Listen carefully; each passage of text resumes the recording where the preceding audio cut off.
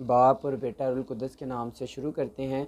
मसीह खुदावंद में आप सबकी सलामती हो। मैं जवाद इकबाल फिर से आपकी खिदमत में एक बहुत ही अहम और दिलचस्प जो है मौजू लेकर हाज़िर हुआ, वो भी बाइबल के मुतालिक ही है।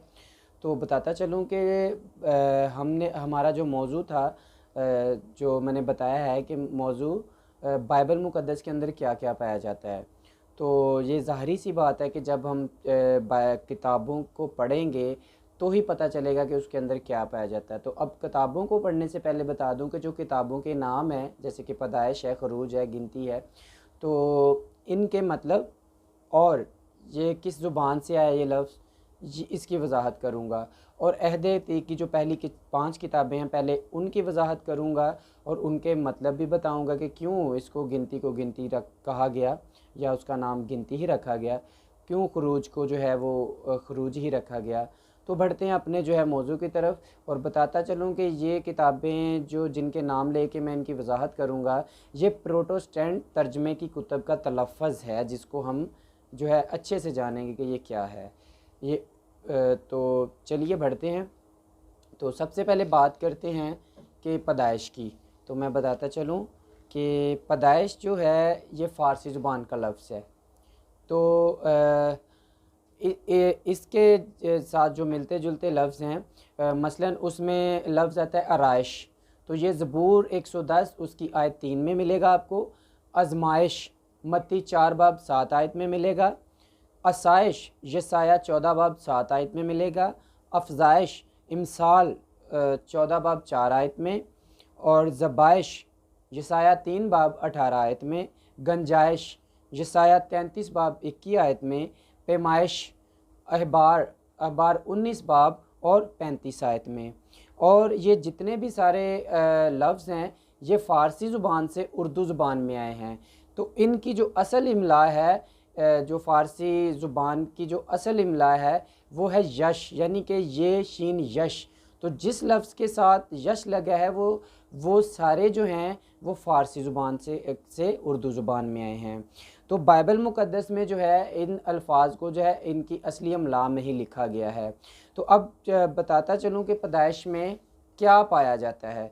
तो पैदाइश में पाया जाता है कि शुरुआत के तख्लीक को कायनात, ठीक है, बगावत और इंसान के गुनाह और खुदा के लोगों की इब्तदाई तारीख़ को बयान किया गया है, जिनके ज़रिया से उसने अपने निजात के मंसूबा को मुतारिफ़ किया। तो आगे बढ़ते हैं। खरूज जो कि बाइबल मुक़द्दस की दूसरी किताब है, अहद अतीक की। तो खरूज का मतलब है, खरूज यानी कि खारिज होना या बाहर निकलना, यानी कि मुल्क मिस्र से निकलने का बयान है, इसलिए इसका नाम खरूज रखा है। तो इससे आप लोग ये समझ के होंगे कि खरूज का खरूज नाम क्यों रखा गया। वो इसलिए क्योंकि इसका मतलब है खारिज होना या बाहर निकलना। और आप अच्छे से जानते हैं, मैं फिर से रिपीट कर रहा हूँ इस बात को, कि बनी इसराइल के मुल्क मिस्र से निकलने के क्या बयान है इस किताब में। तो बताता चलूँ कि बनी इसराइल जो लफ्ज़ इस्तेमाल होता है, तो बनी इसराइल का मतलब है कि इसराइल की औलाद या इसराइल की नस्ल। तो आगे बढ़ते हैं। हमारे पास जो तीसरी उसकी किताब है वो अहबार है।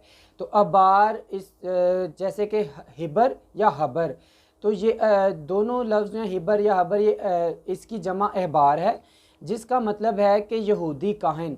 यानी कि हमें यहाँ ये पता चलता है कि ये जो हिबर लफ्ज़ है, ये किसी यहूदी काहिन का नाम था, लेकिन उसकी जमा, यानी कि अब जो बाइबल के काहन थे, यानी कि उनकी जमा है ये अहबार। तो अहबार, इस हिबर की जमा एक और भी है, हबूर। तो बताता चलूँ कि इस किताब में जो है शरई कवानीन दर्ज हैं, और बाइबल मुक़द्दस में जो है सिवाय किताब के नाम के लफ्ज़ के अहबार कहीं नहीं मिलेगा आपको। तो इसमें पाया क्या जाता है, बताता चलूँ, वो कवानीन या अहकाम जिनके ज़रिया से खुदा के लोग अपने मुक़द्दस खुदा तक पहुँचते और उसके साथ वक्त रफ़ाकत रखते हैं। तो आगे हम बढ़ते हैं गिनती की तरफ। तो गिनती जो है इस किताब में इसराइल की गिनती है, यानी मरदमशुमारी का बयान है। तो इसलिए इस किताब का नाम गिनती है, क्योंकि इसमें जो है इसराइली लोगों को गिना गया, यानी उनकी काउंटिंग की गई, तो इसलिए उसका नाम गिनती है। तो इसमें पाया क्या जाता है कि खुदा के लोगों की मर्दमशुमारी, ठीक है, और बियाबा में आवारगी जिसके दौरान खुदा ने इन्हें माऊद सरजमीन के लिए तैयार किया। तो माऊद सरजमीन यानी कि वादा की हुई, जिसका शायद जिक्र किया गया बाप इब्राहिम से कि जो वादा किया गया कि वो ज़मीन दूंगा, तो ये कि माऊद ज़मीन के लिए तैयार करे। तो इसमें ये पाया जाता है गिनती में। अब अगर आगे चले तो ये पुराना अहदनामा की जो 5वीं किताब है, जो पहली 5 किताब है उसमें से ये किताब है अस्तस्ना। अस्तस्ना लफ्ज़ जो है अरबी ज़बान का लफ्ज़ है जिसका मतलब है दोहराना, ठीक है, जैसे कि आदा करना।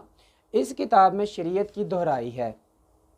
तो इसमें क्या पाया जाता है, मूसा अपनी मौत से कबल लोगों के सामने शरीयत और अहद पर जोर देता है। तो आप समझ गए हैं कि इस तस्ना में मूसा ने फिर से जो है शरीयत पर जो है वो ज़ोर दिया। तो मैं बताता चलूँ कि आज का जो हमारा मौजू है, ये बाइबल मुक़द्दस में क्या पाया जाता है, ये हमारा आज के मौजू का पहला हिस्सा था। तो आगे जो हर 5 किताबें जो है उनका इसी तरह मैं आपको बताऊंगा कि उसका मतलब क्या है या क्या तलफ़्फ़ुज़ था, तो वो किस ज़ुबान से आया और इसका नाम क्यों ऐसा रखा गया। तो जैसा कि आप जान चुके हैं, और हमारा जो अगला मौजू वो भी अगली 5 किताबों पे है और आप तक ये मालूमात पहुंचती रहेगी। तो आप लोगों से ये दरख्वास्त है कि ये मेरे इस चैनल को बाइबल वर्ड्स को जो है वो लाजमी सब्सक्राइब करें, इसको सुने जब भी टाइम आपके पास हो, इस मालूमात को हासिल करें, क्योंकि ये एक ऐसी मालूमात है कि आपको किताब नहीं पढ़नी पड़ रही है, आपको एक वक्त जो है वो नहीं देना पड़ रहा है ख़ास इस चीज़ को। तो आपको कहीं भी आप बैठे हैं, खड़े हैं, जहाँ आपके पास टाइम है, आप इसको सुने, बल्कि टाइम निकाल के सुने। अगर आप बेड पे लेटे तो वहाँ सुने, क्योंकि आपको फिर बाइबल या बुक्स या लाइट जला के पढ़ने की ज़रूरत नहीं है, आपके पास ये मोबाइल में सब कुछ आपको मिल रहा है।